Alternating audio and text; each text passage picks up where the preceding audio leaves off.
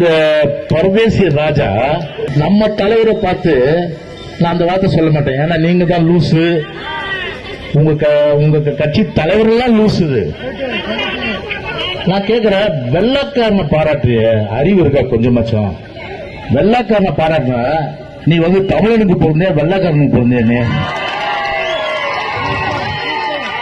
நான் கேக்குறேன், தமிழனுக்கு பிறந்தியா வெள்ளக்காரனுக்கு பிறந்தியா? நீ ஒரே வார்த்தை தான் சொல்றேன்.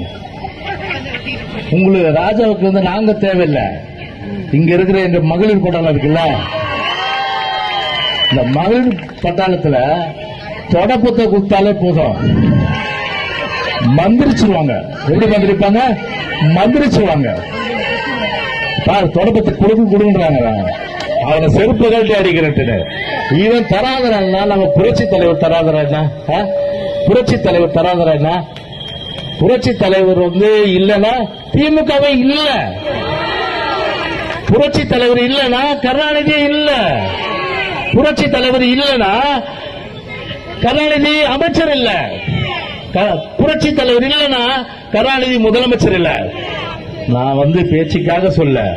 72ல கட்சி ஆரம்பிச்சாரு, 77 முதலமைச்சர் ஆனாரு தலைவர், 80ல முதலமைச்சர் ஆனாரு, 84ல முதலமைச்சர் ஆனாரு. 11 வருஷம் கருணாநிதிய வனவாசத்துக்கு அனுப்பிய முதலமைச்சர் யாரு? நம்முடைய புரட்சி தலைவர் எம்ஜிஆர். அப்ப இதுல இருந்து என்ன தெரியுது? தலைவர் திமுக இருக்கும் போதுதான் உங்களுக்கு விலாசமே கிடைச்சது. தலைவர் திமுக இருக்கும் போதுதான் விலாசம் கிடைச்சது. உங்க கருணாநிதி அன்னைக்கு வந்து காலில் விழுந்து என்னை எப்படியாவது முதலமைச்சராக்குன்னு சொல்லி, அன்னைக்கு நெடுஞ்செழியன் ஒரு தகுதி இருந்து கூட தலைவர் வந்து இவர் காலில் விழுறான்னு சொல்லிட்டு எம்ஜிஆர் அன்னைக்கு முதலமைச்சராக்கினார். முதலமைச்சர் ஆன பிறகு பட்டி தொட்டியெல்லாம் 1949 இது நம்ம தொகுதியில தான் வந்து இன்னைக்கு திமுக ஆரம்பிச்சது. அந்த காலகட்டத்திலிருந்து பட்டி தொட்டியெல்லாம் திமுகவுடைய சின்னத்தையும் திமுகவுடைய கொடியும் திமுகவையும் பற்றியும் கிராமங்களில் எல்லாருக்கும் தெரிகின்ற வகையில் நம்முடைய புரட்சி தலைவருடைய பங்கு என்பது யாராலும் மறக்க முடியாது. அப்படி வந்து கட்சி வளர்த்ததுனால்தான் அந்த கட்சியில நீ இருந்துட்டு 2G ஸ்பெக்ட்ரம் ஊழல் பண்ணிட்டு நீ வந்து இந்தியாவில் வந்து நம்முடைய தமிழனுடைய மானத்தை வந்து வாங்கிட்டு தீகார் ஜெயில வந்து பல வருஷம் இருந்துட்டு அக்யூஸ்ட், நீ ஒரு அக்யூஸ்ட். இந்த அக்யூஸ்ட போய் நம்முடைய புரட்சி தலைவரை போய் இன்னைக்கு வந்து சிறுமப்படுத்தலாமா? இன்னைக்கு இந்த அக்யூஸ்டுக்கு வந்து மரண கலந்து போச்சுது தலைவர். அப்படிப்பட்ட தலைவரை இந்த ஏதோ சொல்லுவாங்க, அதாவது வந்து ஏதோ பார்த்து நாய் குறைக்குது, அந்த மாதிரி நாய் குறைக்கிற மாதிரி தான் நம்ம வந்து எடுத்துக்க முடியும்.